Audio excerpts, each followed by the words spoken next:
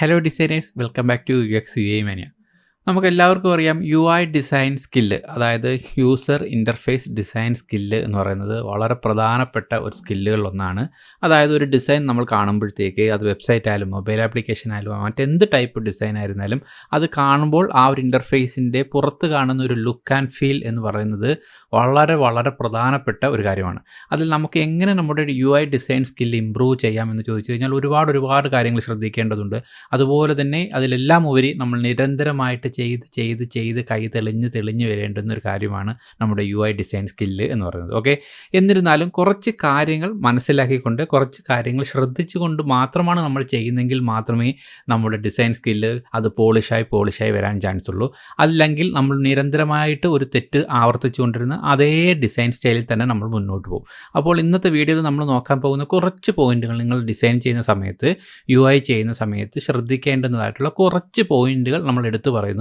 ഇനി മുതൽ നിങ്ങൾ ഡിസൈൻ ചെയ്യുന്ന സമയത്ത് ഈ പോയിന്റുകൾ നിങ്ങൾ ശ്രദ്ധിച്ചു, അല്ലെങ്കിൽ നിങ്ങളുടെ ഡിസൈനിൽ അത് അഡോപ്റ്റ് ചെയ്യാൻ ശ്രമിച്ചു എന്നുള്ളതൊന്ന് വിലയിരുത്തുക.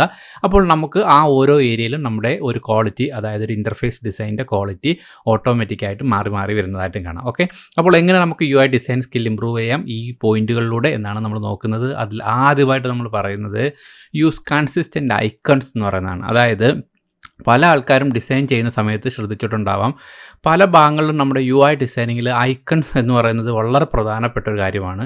പല ഭാഗങ്ങളിലും നമുക്ക് ഐക്കൺസുകൾ ഉപയോഗിക്കേണ്ടി വരും. അപ്പോൾ ഉപയോഗിക്കുന്ന സമയത്ത് പല ആൾക്കാരും ഒരു ഐക്കൺസിന് ഒരു സ്റ്റൈല്, മറ്റൊരു ഐക്കണിനും വേറൊരു സ്റ്റൈല്, ചിലത് ഫിൽഡ് ആയിട്ടുള്ള ഐക്കൺസ്, മറ്റു ചിലത് ലൈൻ ആയിട്ടുള്ള ഐക്കൺസുകൾ. ആ ലൈൻ ഐക്കണിൽ തന്നെ ചില ഐക്കൺസിന് ലൈനിൻ്റെ തിക്നെസ് വളരെ കുറവ്, മറ്റു ചിലതിന് തിക്നെസ് കുറച്ച് കൂടുതൽ. അങ്ങനെ വ്യത്യസ്തമായിട്ടുള്ള ഐക്കൺസുകൾ പല സ്ഥലങ്ങളിലായിട്ട് നിന്ന് കൊണ്ട് ഉപയോഗിക്കുന്നത് വളരെ വളരെ മോശമായൊരു പ്രവണതയാണ്. നമ്മുടെ ഡിസൈൻ കാണുമ്പോൾ തന്നെ അതൊരു അമച്ചർ ഡിസൈൻ ക്വാളിറ്റിയിലേക്ക് നമ്മളെ തള്ളുന്നത് ഈ ഒരു ഐക്കണിലെ കൺസിസ്റ്റൻസി ഇല്ലായ്മ വളരെ പ്രധാനപ്പെട്ട കാര്യമാണ്. അപ്പോൾ ഇനി മുതൽ എപ്പോൾ നിങ്ങൾ ഡിസൈൻ ചെയ്യുന്നു ചെയ്യുമ്പോൾ നിങ്ങൾ എടുക്കുന്ന ഐക്കൺസ് എല്ലാം ഒരേ സ്ഥലത്ത് നിന്ന് ഒരേ ഫാമിലിയിൽ നിന്ന് എടുത്തു എന്ന് ഉറപ്പുവരുത്തുക. അതായത് ഒന്നുകിൽ നിങ്ങൾ ഫിൽഡ് ഐക്കൺ ആണെങ്കിൽ എല്ലാം ഫിൽഡ് ഐക്കൺ ആയിരിക്കണം, ഒരേ ടോൺ ആയിരിക്കണം. നിങ്ങളിപ്പോൾ ലൈൻ ഐക്കൺ ആണെങ്കിൽ എല്ലാ സ്ഥലത്തും നിങ്ങൾ ലൈൻ ഐക്കൺ യൂസ് ചെയ്യാൻ ശ്രമിക്കുക, അതിനെല്ലാം ഒരേ സ്റ്റൈലായിരിക്കണം. ഒരിക്കലും ഒരു ഡിഫറെൻ്റ് ആയിട്ടുള്ള സ്റ്റൈലുകൾ. ഫോർ എക്സാമ്പിൾ, ഇപ്പോൾ ഒരു ചതുരത്തിലുള്ള ഒരു ഐക്കൺ, അതായത് ഇങ്ങനെ കട്ടിങ് എഡ്ജ് ആയിട്ടുള്ള ഒരു ഐക്കണാണ് നിങ്ങൾ യൂസ് ചെയ്യുന്നതെങ്കിൽ എല്ലാ സ്ഥലത്തും കട്ടിങ് എഡ്ജ് കൊണ്ടുവരാൻ വേണ്ടി ശ്രമിക്കുക. അതല്ല നിങ്ങളൊരു റൗണ്ട് കോർണർ ബോർഡർ റേഡിയസ് ഒക്കെ കൊടുക്കാൻ ഉദ്ദേശിക്കുന്ന ഐക്കൺസുകളാണെങ്കിൽ അത്തരത്തിലുള്ള സ്റ്റൈലുകളായിരിക്കണം ഉപയോഗിച്ചെന്ന് ഉറപ്പുവരുത്തുക. ഇങ്ങനെ എല്ലാ അർത്ഥത്തിലും ഒരു ഐക്കൺ ഫാമിലിയിൽ നിന്ന് തന്നെ ഒരു ഐക്കൺ ഒരു കൺസിസ്റ്റൻ്റായ രീതിയിൽ തന്നെ ഡിസൈൻ ചെയ്യാൻ വേണ്ടി ശ്രമിക്കുക. നമ്മൾ നേരത്തെ തന്നെ എങ്ങനെ ഐക്കൺ ഉണ്ടാക്കാം, എങ്ങനെ അതിൻ്റെ പ്രോപ്പറായിട്ടുള്ള ഗ്രിഡ് വെച്ച് യൂസ് ചെയ്യാം എന്നൊക്കെയുള്ള രീതിയിൽ വീഡിയോ നേരത്തെ ചെയ്തിട്ടുണ്ട്. ഇത്തരത്തിൽ പ്രോപ്പറായിട്ട് ഗ്രിഡിൽ നിങ്ങൾ സെൽഫായിട്ട് തന്നെ കഴിയുന്നത്ര ഐക്കൺസുകൾ ഉണ്ടാക്കി നിങ്ങളുടെ ഡിസൈൻ പ്രോജക്റ്റിൽ ചെയ്യാൻ കഴിയുന്നതും വളരെ നല്ലതായിരിക്കും. അപ്പോൾ ഇത്തരത്തിലുള്ള വീഡിയോ കണ്ടിട്ടില്ല എന്നുണ്ടെങ്കിൽ കണ്ട് അത് മനസ്സിലാക്കി ഐക്കൺസ് മാക്സിമം ഒന്നേന്ന് നിങ്ങൾ തന്നെ ക്രിയേറ്റ് ചെയ്യാൻ ശ്രമിക്കുക. അതല്ല മറ്റ് സ്ഥലങ്ങളിൽ നിന്നാണ് ഐക്കൺ എടുക്കുന്നതെങ്കിലും ഒരേ ഫാമിലിയിലുള്ള ഒരേപോലെയുള്ള ഐക്കൺസുകൾ മാത്രം യൂസ് ചെയ്യുക എന്നുള്ളതാണ് ഫസ്റ്റിലായി നമുക്ക് പറയാനുള്ള പോയിന്റ്. ഓക്കെ, അടുത്തായിട്ട് നമ്മൾ എടുത്തു പറയേണ്ടുന്ന അടുത്തൊരു പോയിന്റ് നിങ്ങൾ ഡിസൈൻ ചെയ്യുമ്പോൾ ശ്രദ്ധിക്കേണ്ടതെന്ന് പറഞ്ഞാൽ ബോർഡർ റേഡിയസ് എന്ന് പറയുന്നതാണ്. അതായത് പല ആൾക്കാരും നമ്മുടെ UI ഡിസൈനിങ്ങിൽ വളരെ പ്രധാനപ്പെട്ടുള്ള പോയിന്റ്, ഓരോ ഏരിയകൾ ഡിസൈൻ ചെയ്യുന്ന സമയത്ത് അതിൻ്റെ ബോർഡർ റേഡിയസ് എന്ന് പറയുന്നത് ഒരു കാൽക്കുലേഷൻ ഇല്ലാതെ യൂസ് ചെയ്യുന്നതായിട്ട് കണ്ടിട്ടുണ്ട്. അതായത് ഇപ്പോൾ ഉപയോഗിക്കുന്ന ഒരു കാർഡിൻ്റെ ടോപ്പിൽ നിങ്ങളൊരു 30 പിക്സൽ ബോർഡർ റേഡിയസ് യൂസ് ചെയ്താൽ അതിനകത്ത് ഉപയോഗിക്കുന്ന ഇമേജിനും അതേപോലെ 30 കൊടുക്കുന്ന ഒരു ടെൻഡൻസി കണ്ടുവരുന്നുണ്ട്. അപ്പോൾ ഈ കാണുന്നൊരു സ്പേസിങ്ങിൽ ഉണ്ടാകുന്ന ഒരു വേരിയേഷൻ ആ ഡിസൈനിനെ ഓവറാൾ ബാധിക്കുന്നുണ്ട്. അത് എന്ന് പറയുന്നത് ഒരു ശരിയായ പ്രവണതയല്ല.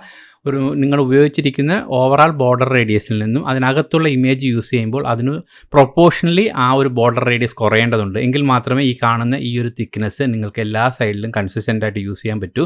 അപ്പോൾ ഇത്തരത്തിൽ ബോർഡർ റേഡിയസ് എവിടെയൊക്കെ ഉപയോഗിക്കുന്നുണ്ടോ അപ്പോൾ എല്ലാം തന്നെ ഓർക്കുക, അതിനകത്ത് ഒരു പ്രൊപ്പോർഷൻ ഉണ്ട്.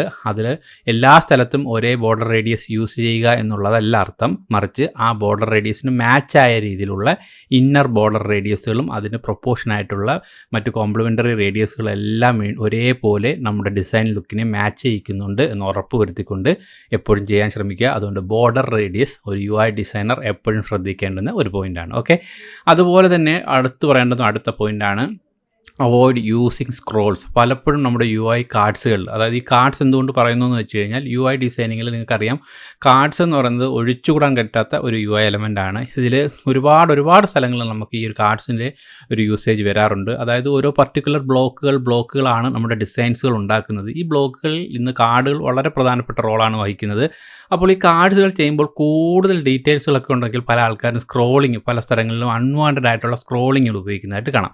അതുപോലെ തന്നെ ഒരു വെബ്സൈറ്റ് പൂർണ്ണമായിട്ട് ചെയ്യുന്ന സമയത്ത് നമുക്ക് എങ്ങനെയൊക്കെ മാക്സിമം സ്ക്രോൾ ഒഴിവാക്കിക്കൊണ്ട് യൂസറിനെ ആ ഒരു ഫസ്റ്റ് വ്യൂവിൽ തന്നെ കാര്യങ്ങളെ കണ്ട് മനസ്സിലാക്കാൻ പറ്റുന്ന രീതിയിൽ കണ്ടൻറ്റുകളെ അഡ്ജസ്റ്റ് ചെയ്തുകൊണ്ടും അതിന് മറ്റുള്ള രീതിയിൽ എങ്ങനെയാണോ ട്രീറ്റ്മെൻറ്റ് കൊടുക്കാവുന്നത് അത്തരത്തിലുള്ള ട്രീറ്റ്മെൻറ്റുകൾ കൊടുത്തുകൊണ്ടും മാക്സിമം സ്ക്രോൾസിനെ ഒഴിവാക്കുക. ഇപ്പോൾ തന്നെ ഈ സ്ക്രീനിൽ കാണുന്ന പോലെ കാർഡ്സിൽ ഇത്തരം കൂടുതൽ കണ്ടൻറ്റ് വരുന്നു എന്നുണ്ടെങ്കിൽ ഓർക്ക് അതിന് സ്ക്രോൾ ഇട്ട് യൂസ് ചെയ്യാതെ അതിന് വ്യൂ മോർ ബട്ടൺ കൊടുത്തുകൊണ്ട് അതിൽ ക്ലിക്ക് ചെയ്താൽ മാത്രം അതിൻ്റെ ഡീറ്റെയിൽ പേജിലേക്കോ അല്ലെങ്കിൽ മറ്റ് പോപ്പപ്പിലോ മറ്റു കാര്യങ്ങളിലേക്ക് ആ കണ്ടൻറ്റിനെ കാണിച്ചുകൊണ്ട് യൂസറിന് ആദ്യം തന്നെ ഇത്തരത്തിലുള്ളൊരു സ്ക്രോളിംഗ് ഫീൽ ഒഴിവാക്കേണ്ടത് ഒരു UI ഡിസൈനർ അറിഞ്ഞിരിക്കേണ്ടുന്ന വളരെ പ്രധാനപ്പെട്ട കാര്യങ്ങളിൽ ഒന്നാണ്. ഓക്കെ, അതുപോലെ തന്നെ അടുത്ത പോയിന്റിലേക്ക് പോവുകയാണെങ്കിൽ എപ്പോഴും ഓർക്കുക, യൂസ് സോഫ്റ്റ് ബാക്ക്ഗ്രൗണ്ട്സ്. പല ആൾക്കാരും ഡാർക്കായിട്ടുള്ള ബാക്ക്ഗ്രൗണ്ട്സുകൾ ഉപയോഗിക്കുക, ഭയങ്കര കളർഫുള്ളാക്കാൻ ശ്രമിക്കുക.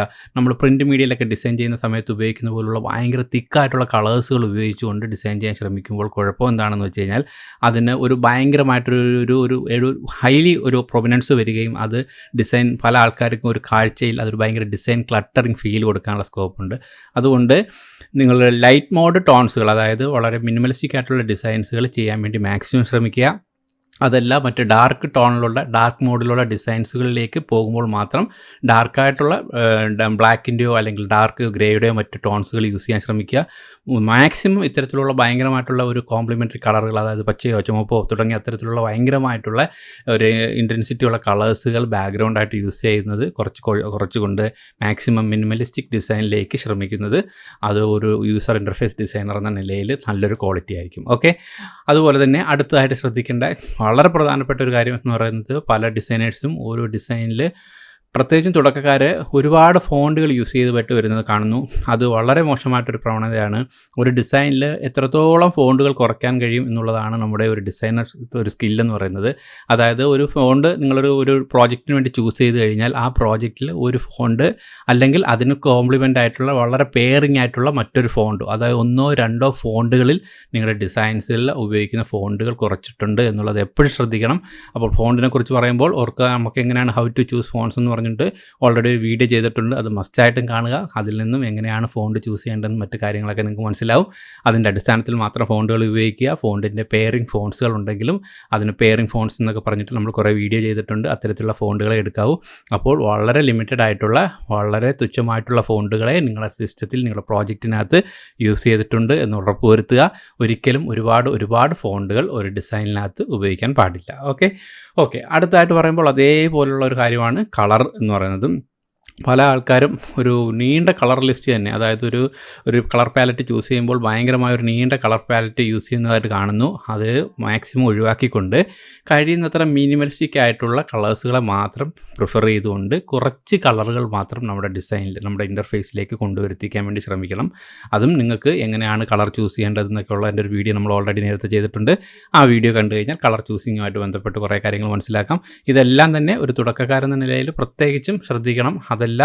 ഒരു സീനിയേഴ്സ് പോലും പലപ്പോഴും ചെയ്യുന്ന സമയത്ത് ഇത്തരത്തിലുള്ള കാര്യങ്ങൾ ശ്രദ്ധിക്കാതെ അതിൻ്റെ ജസ്റ്റ് ഒരു ലുക്കിൽ മാത്രം പ്രാധാന്യം കൊടുത്ത് ചെയ്തു വരുന്നതായിട്ട് കാണുന്നുണ്ട്. അത് ഒഴിവാക്കിക്കൊണ്ട് ഇത്തരത്തിലുള്ളൊരു മിനിമലിസ്റ്റിക് അപ്രോച്ച് ഒരു UI ഡിസൈനർ അവരുടെ ഡിസൈൻ ക്വാളിറ്റിയിലേക്ക് കൊണ്ടുവന്നു കഴിഞ്ഞാൽ അവരുടെ ഡിസൈൻസുകൾ വളരെ മെച്ചപ്പെടാൻ സ്കോപ്പുണ്ട്. അപ്പോൾ ഈ ഒരു കളറിൻ്റെ കാര്യം വളരെ ലെസ് എമൗണ്ട് ഓഫ് കളേഴ്സുകൾ യൂസ് ചെയ്യുക എന്നുള്ളത് വളരെ പ്രധാനപ്പെട്ട ഒരു UI ഡിസൈനറുടെ ക്വാളിറ്റിയാണ്. ഓക്കെ, അടുത്തായിട്ട് അവസാനമായിട്ട് നമുക്ക് ഒരു പോയിന്റും കൂടെ ശ്രദ്ധിക്കണം. യൂസ് ഓഫ് ഷാഡോസ് എന്ന് പറയുന്ന കാര്യം. അതായത് ഷാഡോസ് എന്ന് പറയുന്നത് നമ്മുടെ ഡിസൈനിൽ വളരെ പ്രധാനപ്പെട്ട കാര്യമാണ്. നമ്മുടെ UI ഇൻ്റർഫേസ് ഡിസൈനിങ്ങിൽ ഷാഡോസ് എന്ന് പറയുന്നത് പല സ്ഥലങ്ങളിൽ നമുക്ക് ഉപയോഗിക്കേണ്ടി വരും, പല സ്ഥലങ്ങളിൽ നമ്മൾ ഉപയോഗിക്കുന്നുമുണ്ട്. ഓക്കെ, പക്ഷേ ഒരു പ്രത്യേകത എന്താണെന്ന് ചോദിച്ചു കഴിഞ്ഞാൽ ഈ ഷാഡോ അവിടെ യൂസ് ചെയ്തിരിക്കുന്നത് പലപ്പോഴും ഷാഡോ ഉണ്ട് എന്ന് പോലും അറിയാത്ത തരത്തിലായിരിക്കും ആ ഷാഡോയുടെ എഫക്റ്റ് അവിടെ കൊടുക്കുന്നത്. അതായത് വളരെ സബ്റ്റിലായിട്ട് വളരെ സിമ്പിളായിട്ടുള്ള സോഫ്റ്റ് ഷാഡോസുകൾ യൂസ് ചെയ്ത് ശീലിക്കുക. പലപ്പോഴും ഗ്രാഫിക് ഡിസൈനിങ്ങിൽ നിന്നൊക്കെ വരുന്ന ആൾക്കാർ യൂസ് ചെയ്യുന്ന ഷാഡോസ് എന്ന് പറയുന്നത് ഭയങ്കര തിക്കായിട്ട് ആ ഒരു ഹാർഡ് ഷാഡോ യൂസ് ചെയ്യുന്നതായിട്ടൊരു ടെൻഡൻസി കണ്ടുവരുന്നുണ്ട്. എപ്പോഴും ഓർക്കുക, അത് നമ്മുടെ പ്രിൻറ്റ് മീഡിയയിൽ ഇപ്പം നമുക്ക് പേപ്പർ മീഡിയയിലൊക്കെ വരുമ്പോഴൊക്കെയാണ് നമ്മൾ അത്തരത്തിലുള്ള ഒരു ഭയങ്കര ഡാർക്ക് ഷാഡോസ് യൂസ് ചെയ്യുന്നത്. മറിച്ചൊരു ഇൻ്റർഫേസ് ലെവലൊക്കെ ഒരു UI ലെവലിലേക്ക് വരുമ്പോഴത്തേക്ക് നിങ്ങളുടെ ഷാഡോസ് എന്ന് പറയുന്നത് മാക്സിമം അതിൻ്റെ ഒരു ഒപ്പാസിറ്റി എന്ന് പറയുന്നത് വളരെ ലെസ്സായിരിക്കണം. ഷാഡോ അവിടെ ഉണ്ടാകണം, പക്ഷെ ഉണ്ടോ എന്നറിയാൻ പറ്റാത്ത രീതിയിൽ വളരെ കൂളായിട്ടുള്ള വളരെ സോഫ്റ്റ് ആയിട്ടുള്ള ഷാഡോസുകൾ ഉപയോഗിച്ച് ശീലിക്കുന്നു.